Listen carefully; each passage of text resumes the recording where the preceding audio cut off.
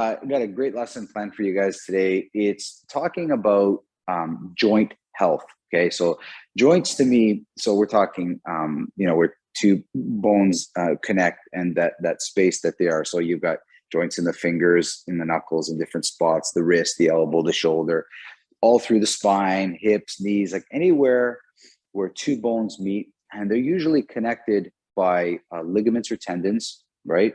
And some other material that's kind of loosely connected. But it's a joint is meant to articulate.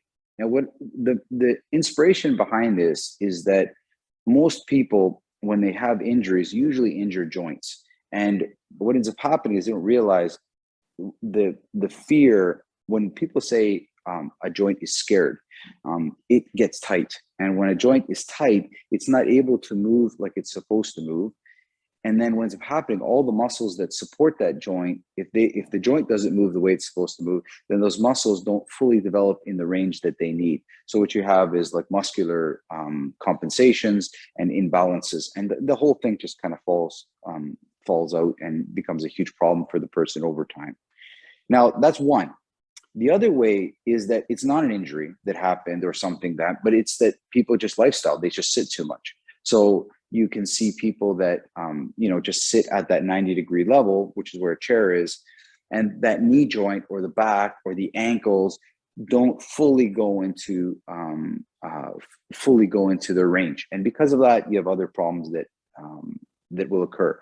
So today I'm going to show you guys how to open the joints and be very attentive to when they constrict and they get tight. Because when your joint is tight, it's kind of fearful, right? If you think of yourself watching a movie, right? So if I'm watching a movie and it gets scary, what do you see people do? They usually kind of shrink right there. So the joint is very similar. And there are some injuries that heal physically, but psychologically didn't heal. So the joint or the injury is fine, but the memory of that is not. And because of that, you have even stored memories in joints that people have a hard time letting go. And that's not different, similar actually in many ways, but the approach and the mindset has to be a little bit different, okay? So we're gonna work with joints today. I'm gonna show you how to stretch them out, how to open them, and let's see if we can get rid of some of that tension and bad memories that's stored inside the joint, which will allow you just to feel a little bit better, right? So I've got some help today, which is good, because it's sometimes hard for me to talk and then show it, because as I'm doing it, I'm thinking different things. So I have somebody to help me today. Eric came from Florida. He's here for some training with me in all kinds of things, not just martial arts, but he's also coming to train, and he's offered wonderfully to help me out. So I'll introduce Eric. Come on in. Eric's here. He won't be able to hear you because I got you on my earpiece, but he's here. He's here to help. Very fit person, takes care of himself, but does have injuries like all of us, right? Even if you look at a person, oh, he looks so strong. That was my athletic career. When I was playing sports, guys would look so strong, so fit. And then after the game, they go into the dressing room and the trainers would be working on them 24/7. You're like, every injury, they were totally different in front of people than they were behind the scenes, right? So let's start with some starting, let's say, from the arms, and then we'll see where we get to with the legs, right? So if you have somebody to help you, this is the best way of doing this, because it's hard to kind of do it yourself. You can, but it's not the same. So I'm going to kind of show you an example. So here's Eric's hand, right? And we're going to start because most people, when they get angry or tense, they usually clench their fists somehow. So there's a lot of stored tension in the hands. And the inspiration behind this was my boxing coach, oddly enough.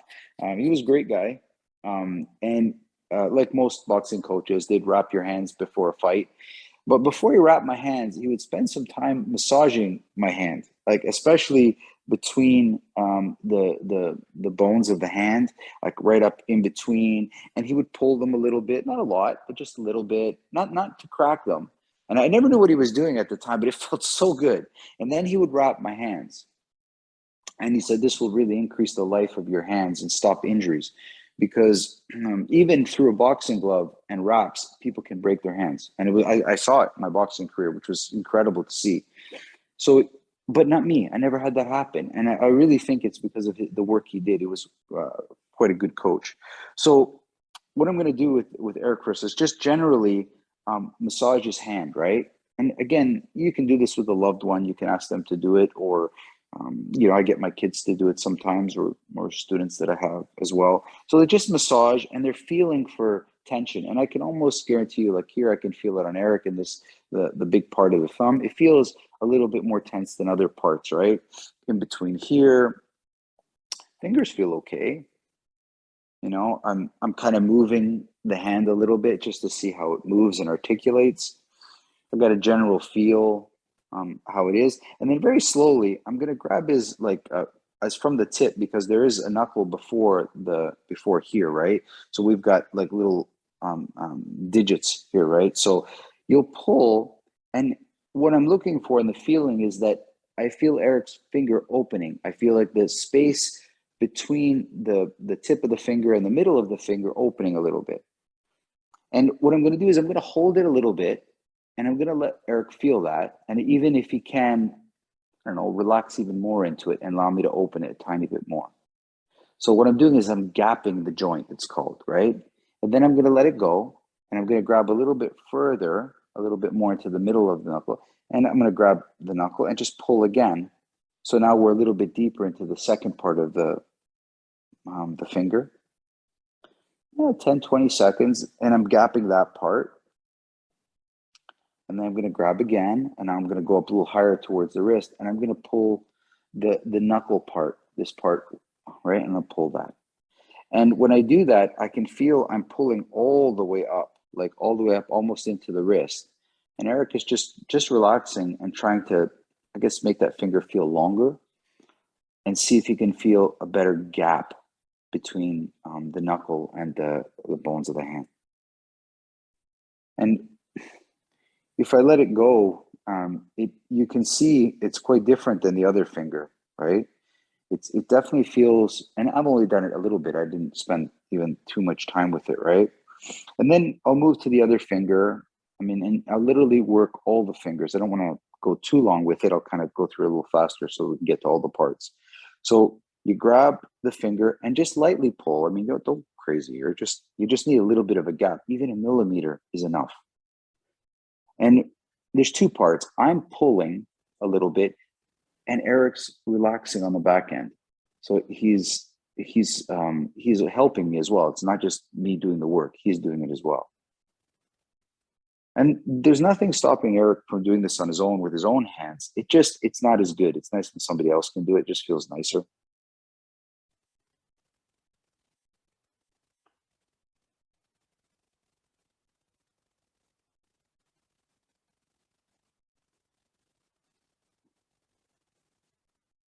And then there's going to come a point I'll grab all four fingers, and I'll pull at the same time.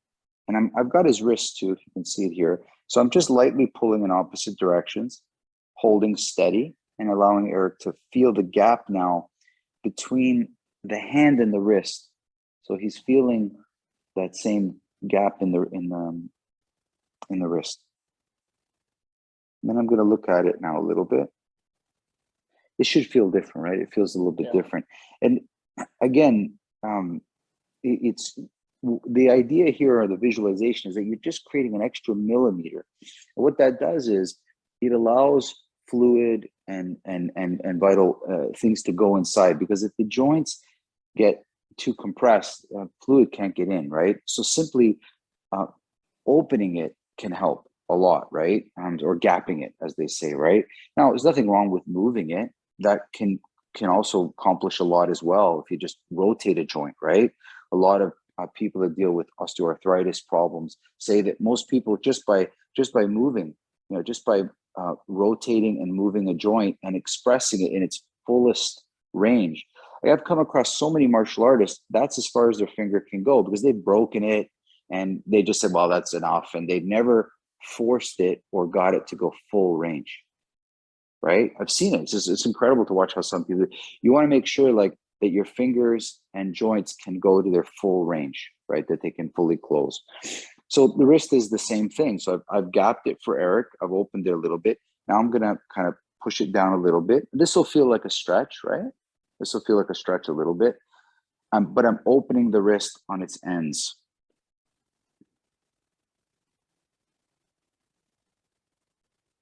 Then I'm going to go back one more time. And I find that actually, if Eric relaxes enough, I don't know, we haven't scripted this out, guys. So it's like, just understand, I'm asking Eric questions that he's not prepared for. So there's an initial relaxation that somebody will feel because I'm pulling it apart. But if Eric can relax, he can actually relax his skin, like kind of like the layers of fascia, as well as his muscle. So he'll feel like a tectonic plate moving. He'll feel like the muscle going in one direction and then the skin wanting to go in a different direction. So they have to move against each other, right? So, and this is a big topic because you'll get a lot of athletes that will come to a trainer and say, I feel tight. And meanwhile, they can do the splits. And you're like, that doesn't make any sense whatsoever. It does, because what's tight is this layer of skin, like on the muscle below the skin. It's like I guess it's like saran wrap, right? It's fascia, as it's known. And that, if it's tight, makes people feel tight. The muscles might be totally flexible, but the fascia is not. And that's deep, right? So now I'm going to progress further. I'm going to go up to the forearm, grab his forearm and the upper arm, and I'm going to try gap the elbow. Again, don't pull too hard. I think last I remember, I think Eric said he had something with his elbows too, right? Yeah. So there was some issues, some sort of tendonitis or something, I believe. I can't keep mentioning it. And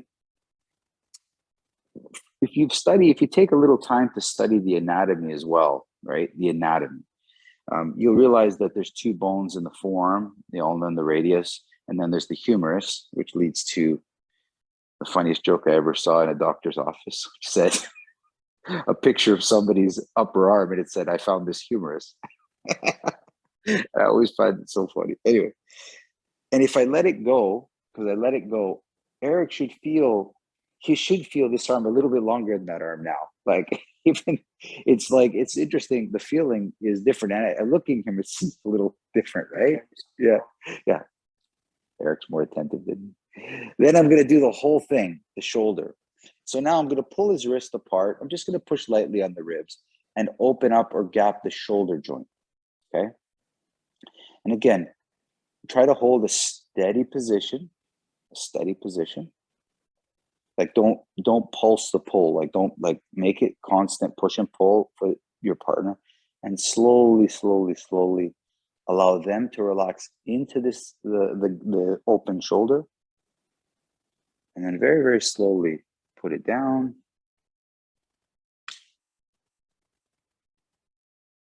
Like this. How does it feel? Good, right? Nice. So, so the arm, whenever I'm teaching in different ways, I love using this metaphor. The arm is like a mini person. So try to think of the feet, the waist, and the head. So imagine this like a little person, right? So it's very indicative. If you can, the problems that exist here will exist on the whole body in general, right? So the waist, this area, the feet, like you can look at the arm like a mini person, right? And everything that happens here will happen on the whole main body as well, okay? So this gapping idea, or this opening, or this lengthening, the more you do it, tomorrow when you're stressed or there's an injury, you'll feel it, because you'll say, my arm feels short. Like, it feels short, right? It when my hips are off, and again, because it's like your shoulders, right? Hips and shoulders are very similar. When my shoulders start to come up, they feel tight. And usually you can see people walk on, how are you, man? Everything good? Yeah, everything's great. You sure? My shoulders are here, right? You have to kind of relax them, and they sit here. When I get stressed, sometimes my hips will get tight and they'll be like off. Like, you'll see my walk will look weird. It'll be off kilter because one part is up higher, much like somebody who's carrying a backpack on one side, right? It's like it's off kilter for too long. So sometimes I'm feeling tightness. Right now, what Eric feels is when the joints are gapped nicely, when he's really, really relaxed and they're not tight or fearful, it's totally different, right? It's like another analogy would be a friend, you go on vacation with them, and after 3 days, he's like, wow, such an open person and so relaxed. But then you see him at work and you see the effects of maybe work, how it closes him a little bit, right? So it's very similar. Like, you want to be self-teaching and self-aware of the things that are happening in your body.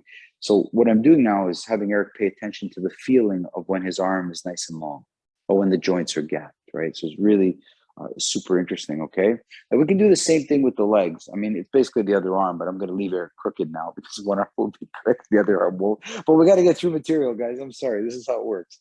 So I'll have Eric sit down a lot, or you have to sit on his bum. I'm just going to lower the camera down a little bit. Hopefully, I think that should be good. Okay. Yeah, I think everybody can see good. Maybe sideways, yeah. Good. So the same idea with the feet, right? So essentially, what you're going to do is pull the toes, right? So I'm pulling his toes one by one, and again, I'm holding for a little bit, and you shouldn't be holding too tight. Don't cause pain in the toe. I'm pulling a little bit, and I'm giving Eric a few minutes to kind of relax that part. And then I'm going to work to the other toe. Okay. Missed one. Yeah, missed one. Eric has an extra one apparently. Sorry, guys. I only have one humor. I don't know how to shut it off. The feet are very interesting. If for any of you that have studied some of the reflexology guys, they can find your whole health on the bottom of your foot, and each toe is indicative of a different part of your body. I haven't studied it with any great depth, but I do know that much. And when you work on your feet, it's hard pressed to find anybody that doesn't feel good when you do this. Okay. Now, I've had the benefit of studying from a lot of really talented people in the area of massage and health and wellness. And one of the best guys I've ever met on this avenue spent an hour talking to me about the big toe, and he tied it back to so many issues that people have. So spending time on the big toe, in his opinion, was some of the best bang you can spend for your money on relaxing a person. And he would do pull and twist a little bit. He had this interesting way of pulling and twisting my toe. It was so good. Yeah. And again, it's not cracks that you're looking for. It's to open the joint, right? And then I'll work my way further where I'll grab all the toes, and I'll kind of want to get into the bones of the bridge of the foot that connect to the ankle. Because your partner will be sitting down, the weight of their hips is enough to hold them. You don't need to, like the arm, physically hold the shin. And then you go up a little bit further. Now I'm going to grab the heel, and now I'm pulling directly into the ankle, and I'm just waiting a little bit. And in this case, you can rotate a little bit. For people that have knee issues, you'll probably start to feel it all the way up into the knee.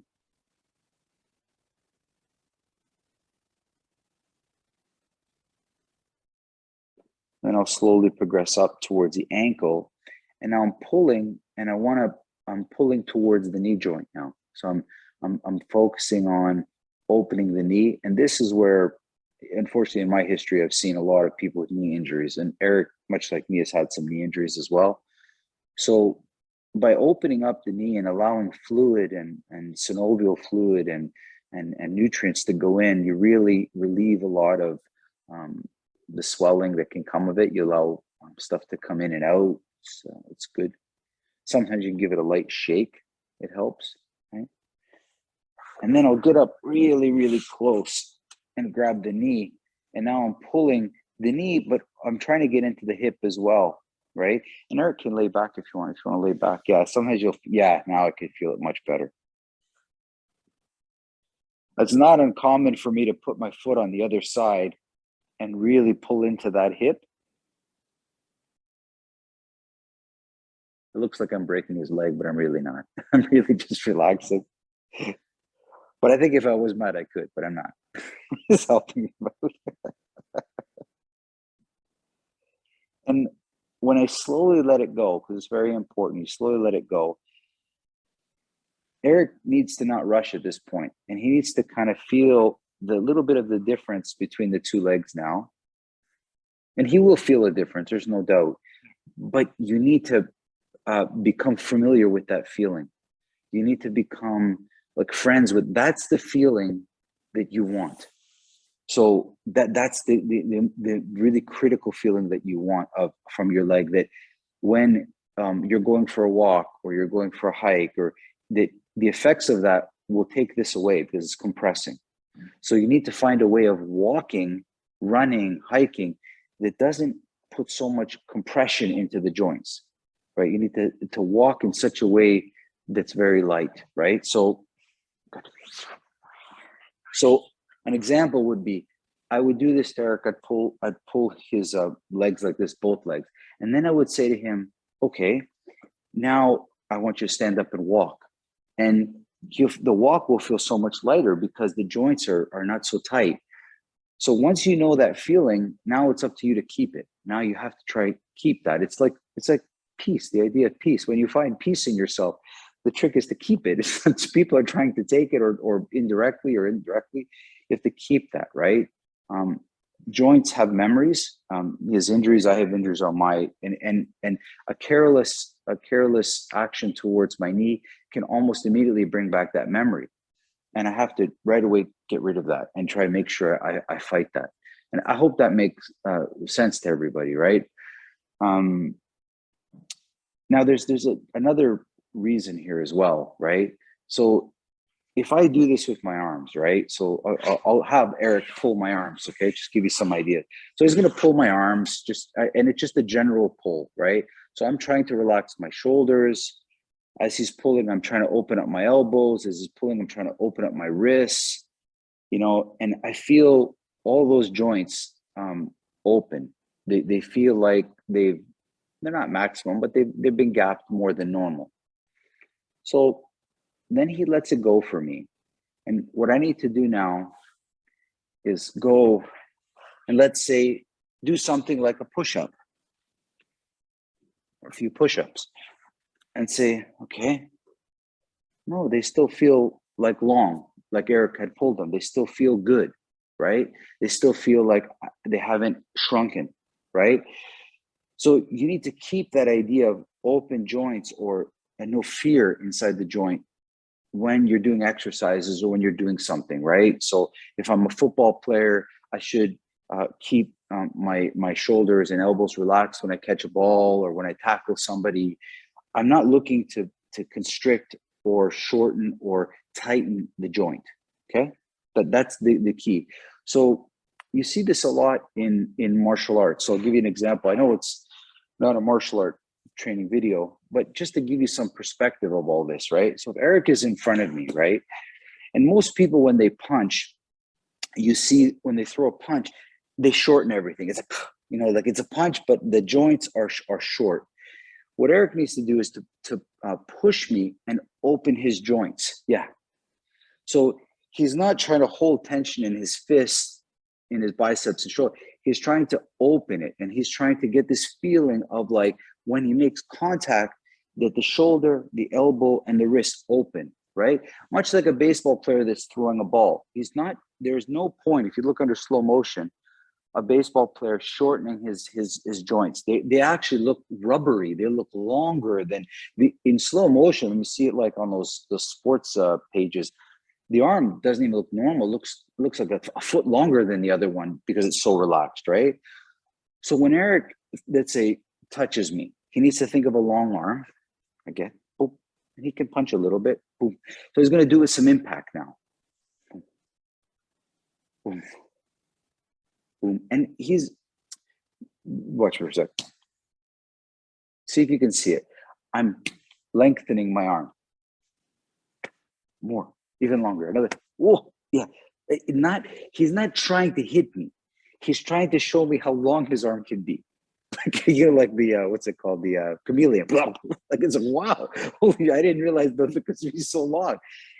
You would be surprised if you relaxed how long your arm can be. If Eric doesn't focus on stopping this, it can get really long. It can get really long.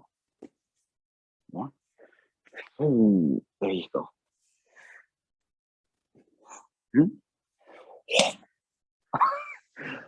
Now we're having a race of who can lengthen their arm the most. Oh, that's it. So it's just a small example, fun game we play in martial arts. I'm not focusing on hitting him. I'm focusing on making my arm long, opening it up in full range. Okay. So, and you would do the exact same thing with your legs, right? When I walk or when I run, I'm focused in finding power through open and relaxed joints, not through tight joints. And you can go through tennis. You can go to shot put. Look at shot put. Watch those guys. It's not one of those popular events, but if you look at shot put, look at how they've got this heavy, ball. It must be like 10 pounds, if not more, and they've got to spin, and they're relaxing, and then they're just throwing it out. There is no tension in this person. It is a complete explosion relaxation.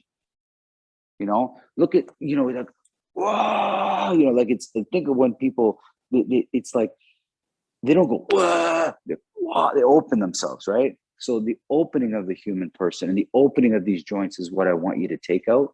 Now, the last one, which is the hardest, is in towards the spine.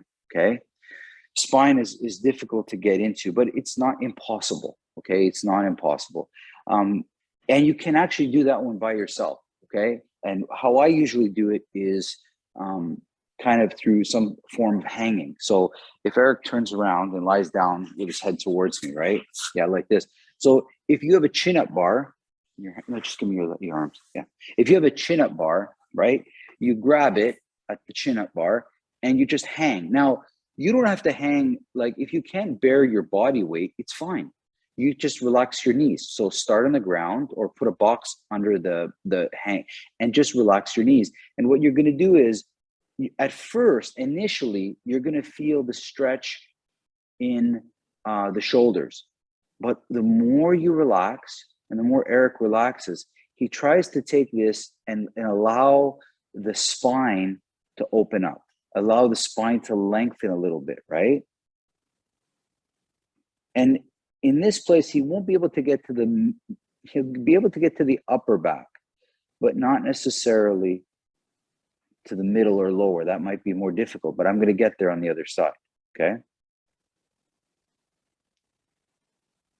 For those of you that ever used an inversion table, right, where you strap on your ankles and you hang upside down, the pulling of gravity against your legs opens up the low back, the middle back, and almost the whole spine if you allow it. Okay. So this is essentially a partner assisted spinal pull, right? Like I'm just slowly, and then when I stop and I put Eric's arms down, right, he should feel a little bit longer. Okay. I have, depending on the person, what you want to do is make sure that the head, like you're lengthening the top of that, not the forehead, but this is like lengthening. Yeah, exactly. So you're trying to get this space behind the neck a little flatter, just a little bit. It's not ever going to be completely flat, but you're trying to relax in such a way that the head can get rid of this space. And Eric's trying to position his hips in such a way that gets rid of the space in his low back so that the spine can relax down into the ground, right? And I'll come in right into the body. So I'll work right into the body with the joints, especially what's in the ribs. So what I'll do is I'll actually just kind of grab just underneath the armpit here and underneath the hips, and I'm kind of lengthening that side. Okay. It will feel muscular, but I'm really trying to get into the ribs. I'm really trying to get into lengthening the ribs.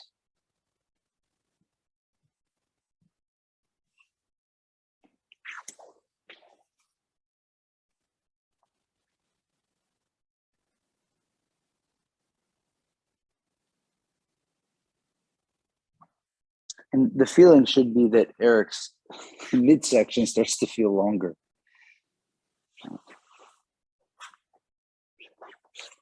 Now I'm pulling his legs a little bit.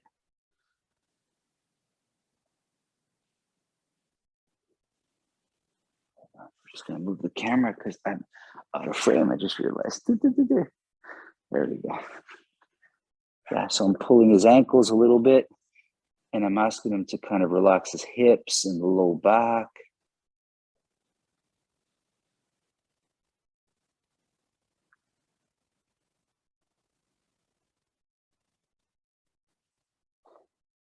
And for a little bit, I'll go back and forth. Like, you don't want to pull so much that you drag them, but the idea is there.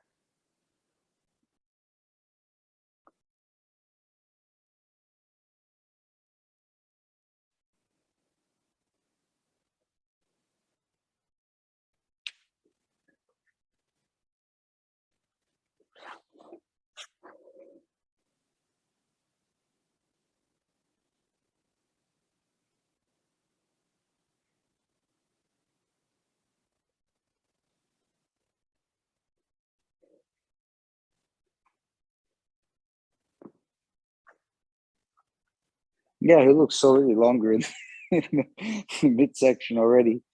That's good, Eric. How do you feel? Good. Good. It feels longer and more up. Good. Good. Awesome, guys. Okay, let's talk a little bit about what's happening. So, there's really, the sky's the limit with all this stuff, to be really honest with you. For me, anywhere where there's a joint and it can be opened in very creative ways, with squatting, you can do that as well. The last one that I'll show is with a partner. You ask your partner to squat all the way down, right? Just squat away, and this position alone will open up the knee joint, open up the back, open up ankles and back here. And in many cases, come on up, you're good. In many cases, having that kind of range where you can get low, and maybe at the beginning you can't, it's okay, assist yourself, right? Like I said, when you're doing a chin up, right? Or like you're hanging from the bar, if you can't bear your weight, it's fine. Just put a box underneath and just relax your knees and hang with half your weight, right? If you can't squat all the way down, grab a pole and just go halfway. But go try get down, like not maybe that day, might take months, it might take 6 months, it might take a year, but don't give up. You have to make sure that your body can go through the whole range, okay? The bones of the spine, the vertebrae, tension can even exist in between those, okay? It's very, very important. And one good way of knowing is that the nerves from the spine go directly out. So if I have, let's say, some problem with my solar plexus here, usually I can feel it right here in the back. Like the nerves go straight out. They come down the spine and they go out directly. So you can usually trace problems directly. So if you have problems with your stomach, sometimes it's tightness here, right? If you fix that, sometimes the nerve doesn't come as well, right? So there's endless amounts of this stuff. When we're talking about gapping, we're talking about getting rid of tightness in between the joint and allowing more fluid and less tension in that area and less restriction. The small little point I want to bring up too when it comes to nutrition. So, because Eric had mentioned this as well too, certain foods will inflame you and will make joints tight. So if, let's say, some people say if they eat lots of bread, they can feel more joint pain than normal. Please be attentive to this, right? This is a good thing to be attentive. So much like I asked Eric to feel how relaxed his hand was when we opened it, he needs to be just as attentive to the foods they eat and its effect on your body, because some foods definitely, they make you tighter. They don't agree with you as much. Okay. After you do a session like this, like pulling and opening, I find for myself, it impacted even my thoughts. I feel like, wow, I'm more open. I just feel more open as a person. I don't feel so pay attention to that too. That sometimes when we're opinionated or very stubborn or sometimes we're constricted. Maybe that's what did it to us. So be attentive to how this physical thing affects your mental and spiritual, everything. It affects all parts of you equally. When you stretch a lot, when you open the joints, I just feel more free. And I guess if you have to look at it like this, right? Bad things coming here, it comes into Eric. Can't stop that sometimes. If the joints are tight, it's hard for this to leave him too. It stays inside you. Okay. So by opening the joints, by keeping things open, bad things come in, but they can go out. They're not prisoners to you, right? And also good things come in and the good things can come out. Because listen, if you're a good person, you should admit this to everybody. They should feel it. It's not something you keep. It's like, be good. Don't do anything to anybody, right? The value as a good person can share this with everybody, right? So I allow goodness to come in and I allow goodness to come out. I allow badness to come in and I allow it to go out. It's not trapped. It's not part of me, right? This is the very important thing. I find this work is like the membrane of a cell. It allows nutrition to come in, but it allows debris to go out. Like, so you don't want to be so stiff that even good things can't get in. Like, you want good things to come in, but you don't want to hold any bad things. Get rid of it, like byproducts out, right? So you want to take the nutrition, get rid of the things that are not good for you, right? Guys, I hope that helps. And this is a huge topic. I do like a lot of physical exercises, and I actually use this as a barometer for myself. This is a barometer for me. If I've worked out hard, and I should not feel shorter, right? If I should not feel shorter, right? It's the same, like if I have to deliver a hard message, if it's right, like if it's honest, even though it's hard message, it doesn't shrink me. If I say something wrong, you feel how it shrinks you. You're like, I feel like I've done something wrong. I feel shorter. I feel tighter, right? Even delivering a hard message, it should not shrink you, right? So if I've trained hard, I shouldn't shrink me. It shouldn't make my joints tight, right? I think this is one of the big reasons I don't do a lot of like weight bearing exercise, like metal plates. It's okay once in a while, I guess, but you realize that after time it shrinks you, and you're like, I don't like feeling like this. I don't like feeling tight. I like feeling open. I don't want to do things in my life to restrict myself. I want to walk freely. I want to move through this world freely. I want to talk freely. I don't want to restrict it and those kind of things that we all see in our society now when we have to bite our tongue. It's restricted. Anyway, hope you guys enjoyed it all. Open, gap your joints, enjoy the feeling, and try to let it permeate all parts of your life. Bye, guys. Enjoy. Thank you for watching.